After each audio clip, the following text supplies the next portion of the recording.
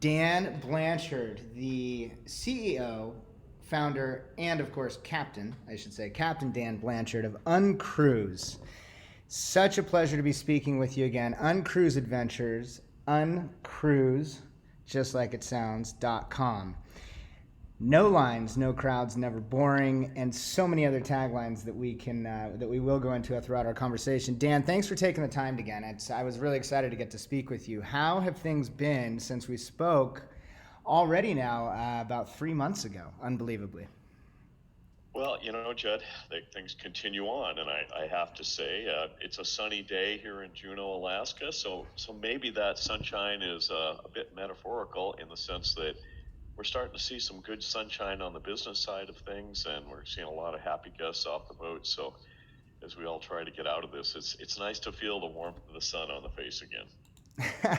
what a what a beautiful thing to say. Thank you for that. And on that note, I have the first point of interest I'm going to bring up that Liz shared with me. But I want with respect to Alaska, pretty amazing.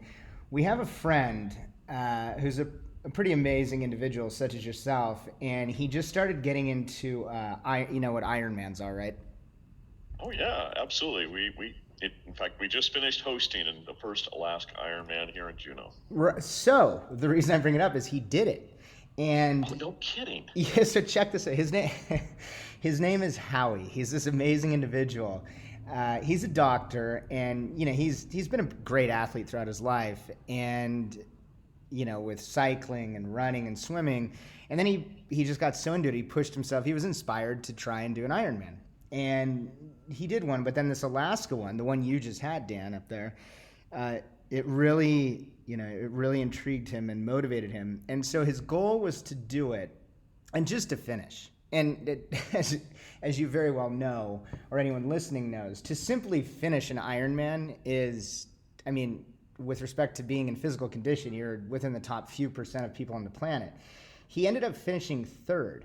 And he said it was one of the most magnificent experiences because it was there in Alaska.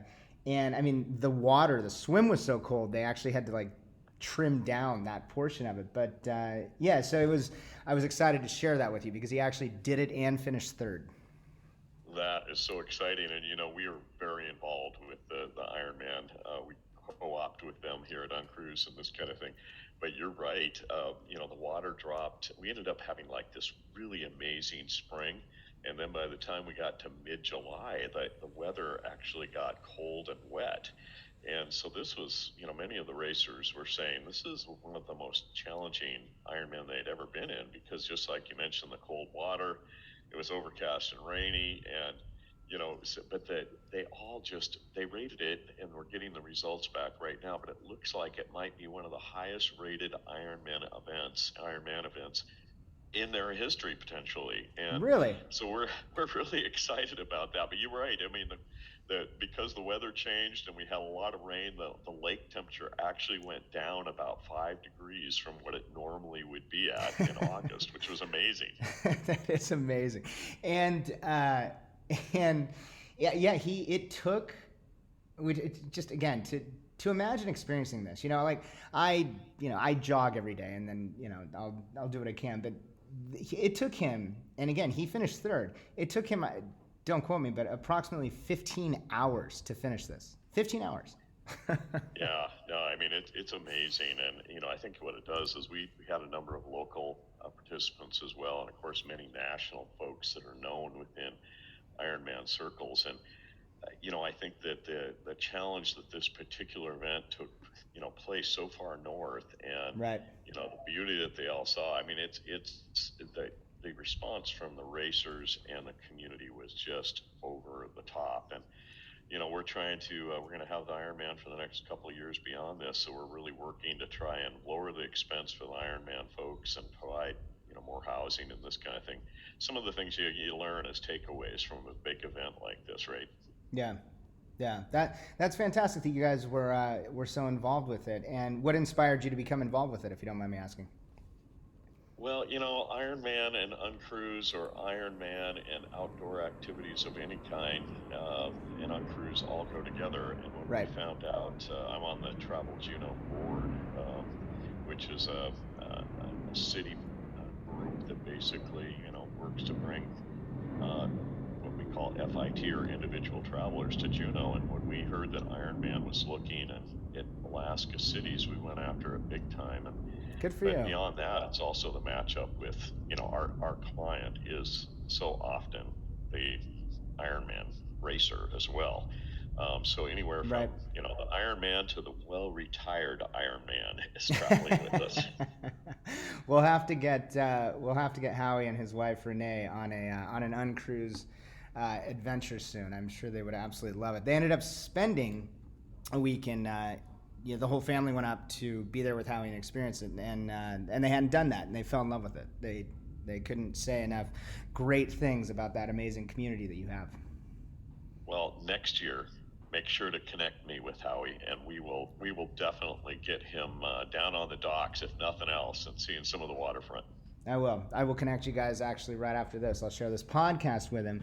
And again, Captain Dan Blanchard, thank you so much again for taking the time. I know how busy you are. And at the opening of our conversation just now, before I bogarted, a decent amount of your time with respect to that story, but you were touching upon how, coming out of COVID, the period we've been in for the past bit of time, and as I mentioned, Liz said that you have a great recovery post-COVID story and overall simply to discuss how it's been, and even more so since, again, we spoke just a few months ago.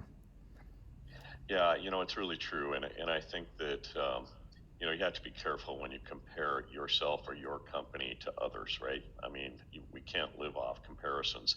However, Right. We are seeing that little old UnCruise, we're a relatively small company of about 350 people compared to the big, multinational cruise lines that are here in Juneau and publicly owned corporations and this kind of thing.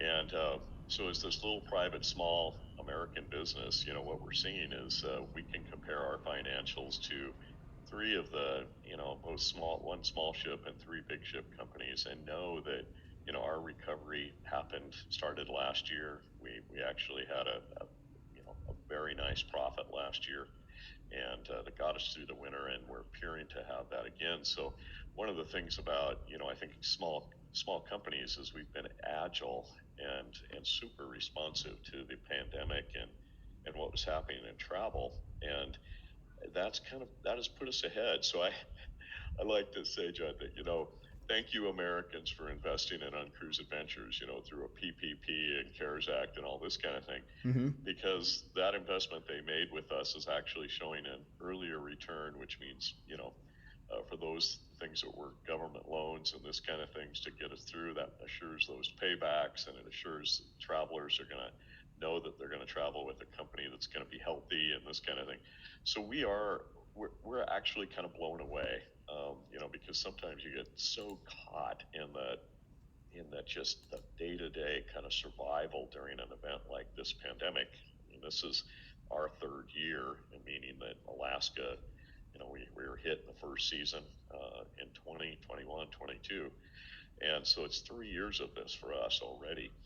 And but to see the sun starting to shine, and not only in what we do on board our vessels, but see it shine on our balance sheet, see it shine on our P&L, and all these things that mean something to a business owner, is really wonderful when we're still seeing a lot of red ink around us. So, right. Yeah, we're happy about that.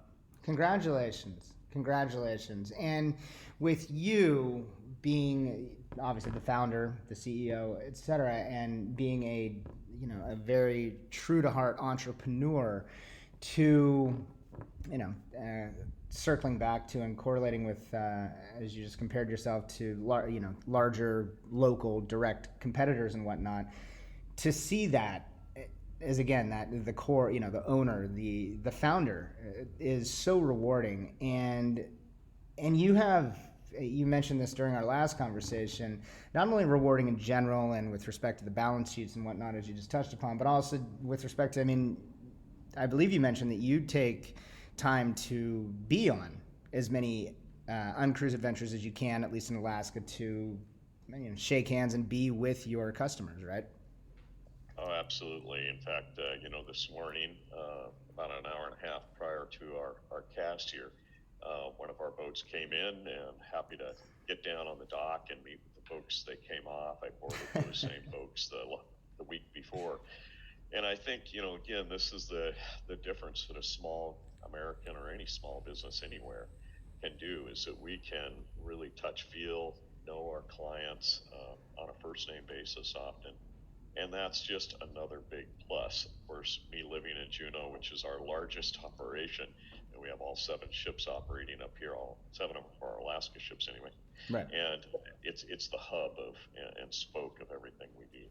And how, well, and actually really quick before I ask my next question, I think it's a perfect time to make this comment, along with, as you mentioned, being the locally owned, smaller company with respect to, in comparison to, say, larger cruise lines and whatnot, which I think is fantastic. I mean, I've never personally taken a cruise, yet, as I mentioned to someone the other day, it might have been my parents, if I were to do one, it would be an UnCruise adventure, because it is what it is. It is very personal. It is owned by an entrepreneur. It is different. It is, and I think right now, well, not only think, but know, based on conversations with many of our clients and partners, people aren't simply, and you know this, but I'll say it for the sake of the conversation we're having on this podcast, people aren't simply traveling more. They're looking for experiences. They're looking for travel experiences. And that's, I would imagine, a large part of what you're seeing with respect to the success that you've been touching upon, because you offer an experience. It's one thing to take a cruise, and regardless of how luxurious or not luxurious it might be, but for the sake of conversation, you're going to ports and you're getting off and then you get back on, and it just is what it is. But with UnCruise, you truly are experiencing each and every stop that you make along the way. Yeah, Judd, you nailed it. You need to get into my marketing department. Work this out. I think Liz is doing a fantastic job. But thank you for the compliment. Liz will take some of these quotes and right out of your mouth. Well, thank you. Thank you. You put it.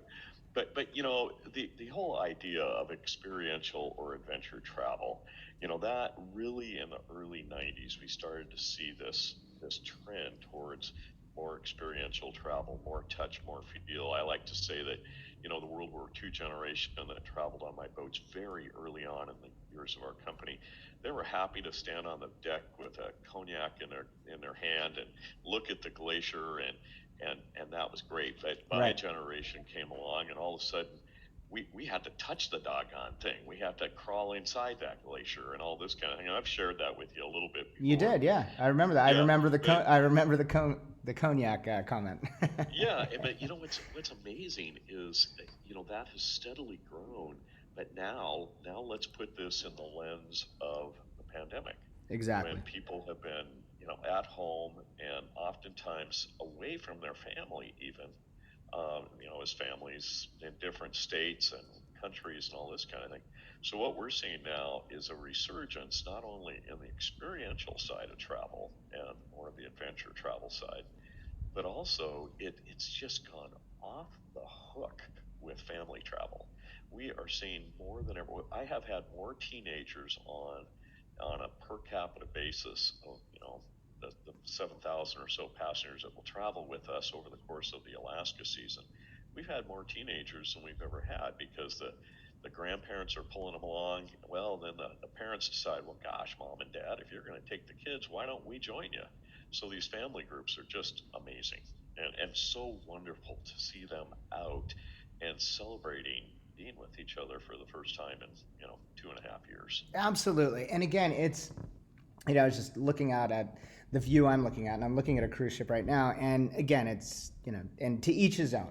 And a regular cruise might be exactly what someone's looking for. That being said, especially with respect to creating family memories and experiences are what can alter the course of our life. I mean, my life personally has been altered in many many times because of experiences and experiences in places. You know, I've always said if I had kids, Dan, one of the most important things I would have said to them is your geography and experiencing your geography is one of the most important things you can do in life. And so then for a family to be able to take an UnCruise adventure and not just get off in a port and maybe get to see a beach for a few minutes, maybe get to do some shopping, you know, the things that you would do in America anyways, using America as an example because that's where the bulk of your clients come from, but to actually get off of an UnCruise beautiful ship, the beautiful ships you have, and then really like to be experiencing what it is you are experiencing that you couldn't via any other traditional or typical, say, cruise line. Yeah, it really is, you know, the touch and feel of a local The touch and places. feel, In fact, yeah. yeah, and I'm just getting ready myself actually to take a vacation here in late September, but it's also going to be a work trip where we're setting up our Belize operation, which was supposed to start in 2020. Oh, how amazing. Yeah, but it's happening in October. Congratulations. And, yeah, and so it's we're getting that going, and but what that means is, you know, and this is so much what's happening with the world. You know, we gathered some friends who are going to be making the trip with us to Belize in a week of vacation prior, and you know, these are the kind of things that are happening everywhere. And in our case, we're chartering a small sailboat and going out for almost 2 weeks, and you know, in a preparation for our bigger boat to start operating down there. But I think it's one of these things, and we experienced the same thing. You know, as we went out to one friend, it was like, oh, but can I bring my son along, or can I bring my sister along too? And just this extended kind of relationship travel seems to be very big right now. Well, and then it is 100% one of the greatest silver linings of COVID, the pandemic, however you want to refer to it, in that it, with respect to experiential travel, and it forced people to realize that at the end of the day, when you want to experience things more, when you truly realize, you know, all the points you touched upon, being separated from family, being locked down, etc., at its core, what it gave people the forced opportunity to do is to realize that this is my one life. You know, it is what it is. Not to be morose or whatnot, but it is. It's just a fact. And so I want to experience it as much as possible, and then to be able to experience it in the most beautiful ways possible with a very specialized, unique, amazing company such as UnCruise. That will change not only your own personal life, but your entire family's life. And then that will continue on for generations. Yeah, it's so much different than, you know, maybe going to a large resort or you know, whatever. And like you, I'm not, everybody, travel, you know, has different needs and purpose depending on the person. But for those of us who really rely on the more experiential or adventure side of travel, a little sweat on the brow never hurts. You know, both for mind and body. Absolutely. But for those of us who seek that out and have those experiences with our children and grandchildren and close friends, those are really the memories we have. You know, I as a kid, I went to Disneyland a few times as a teenager. Right. I can kind of remember that, but do I remember the time that I went on the family tugboat up to the San Juan Islands? Oh my gosh, it's indelible, right? Right. Absolutely. Really sinking your teeth into it. Yes, that was a perfect analogy. Well said. And before I forget, something else I wanted to touch upon that we didn't discuss last time, but as I was going through your beautiful website even deeper, you, Dan, with UnCruise, you've been recognized for some absolutely amazing awards. Travel Weekly Gold Silver Awards, and Best of Future Travel from Newsweek, Best Cruise Line in Alaska, Best Cruise Line for Adventure, Top Travel Pick, Best Exhibition Itinerary, and so forth. Yeah, it's pretty humbling. You know, it's kind of back to that. You know, when I hear those and I review those, and they've been really consistent over some time now. Um, it's not only humbling, but it's also, I think it, for me, it gives me hope in small business that, Hmm. amongst the, the large multinational corporations and this kind of thing, small companies and small business people can achieve amazing things and still control their destiny, still be, where the owner and CEO can get down. And I'm not the only one that does this, by the way. I mean, other small businesses, whether they're, it's the restaurateur that meets his guests at the door. Yep. And those kind of things, when that happens, it's not only food or manna, whatever you want to call it, from heaven for my heart and soul, but it's meaningful to the guests. So I sometimes look at that page with our awards and go, oh my goodness, wow, this the little company that could. The little company that could.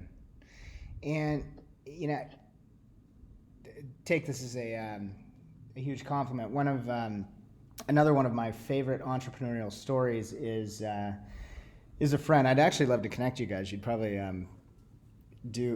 could potentially do business together. He owns seaplanes in the Bahamas, and he's operating now up in the Hamptons, and always expanding as well into places like Belize and throughout the Caribbean. Is Rob Saravalo, Tropic Ocean Airways, and same thing. Started a company. Everyone told him at the time, bad idea.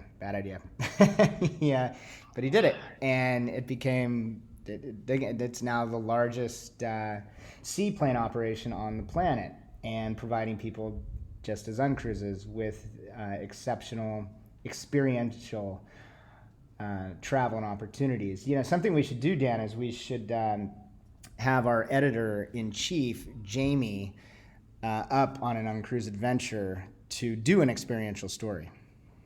Oh, I would love to have Jamie, and I just have a quick segue on the seaplane thing. I mean, I am, right on the water where I'm speaking from right now in my office, and less than 50 yards from me are 5 de Havilland otters that are, turboprop now. They're all built in the late 50s, been rebuilt many times, and they do my favorite aviation tour in Juneau is the Taku Glacier Lodge trip, where they take you out of the glaciers and then they take you to lodge and have a salmon dinner. But that's right here. So I would love to talk to your buddy, because I'm also really connected with the largest seaplane operator in Alaska, called Alaska Seaplanes, appropriately. So there's some real synergy happening here, Judd. Absolutely, and again, especially since you're expanding into Belize and whatnot, that's Rob's, that's their footprint. And how exciting to be. So just curious, Dan, and now we can segue into, I'll let you get going soon. I know you're really busy, and speaking with you, I can't believe we've already spoken for 25 minutes, but. Hard to believe. We're just going, brother. I could speak to you all day if you had the time. But with respect to what made you choose Belize? Well, it's really not me. It's what our guests want, and we survey our guests all the time. But I will say, though, I'm a sailor at heart. If I could make a living as a sailor, I would, meaning with sails. So you're very Jimmy Buffett at heart. Oh my gosh, yeah. I have a 40-foot sailboat in Seattle, so when we're down there, we live on our sailboat, and I've sailed the oceans of the world in it, in the early '90s. So it's definitely in my heart and soul. But the whole idea of Belize, I had been there twice before, chartered a sailboat with friends, and Belize is a unique place. It's a really first step for Americans in particular to experience foreign travel, because they use the U.S. dollar, they speak English, right? There's just a lot of good reasons, and a lot of people think of Belize as like the atolls and reefs, which it is, but it's also, there's 3,000, 4,000 foot mountains in Belize that are just amazing to be at in the tropics and the jungle, and we also go into Guatemala on that trip. So, our guests, as we went out and questioned them and did our surveys, Belize was one of the places, and I believe Belize is actually, we like to say in the travel industry that, Belize is flowering, or it's a bud getting ready to explode, in much the same way that Costa Rica was in the early '90s. Right. But that bud is definitely blooming in Belize, and we're actually doubling our sailings there in 2023-24 winter. So How yeah, I'm exciting. excited to be there. Yeah. That is fantastic. And then, if you don't mind me asking, do you, on your, as you're looking out your window at the seaplanes and whatnot, do you have next to that a whiteboard on it with other destinations that you're looking at expanding into? Well, certainly. I mean, first of all, it's nice to get back to Belize for sure, because we were just getting ready to do that when the pandemic came along. So that's the first one. Then we're also that not only are we going out to other destinations, we're looking very hard at going back to the Amazon in 2024, Wow. where we were at one time. We also, I mean, in February of 2020, I was in Antarctica, oddly, with a bunch of folks from Wuhan, China, and That was doing funny. the whole, you know, research and development. We went through Patagonia. We were down there for quite a while, just checking it out. Yeah, And Antarctica's huge. so, Antarctica's huge right now. yeah, it is. But you know where we'll probably even before Antarctica, I'm more, and I love Antarctica, but Patagonia and Chile and the inland waterways there are over the top. So that may be the first step for us, and then eventually into Antarctica.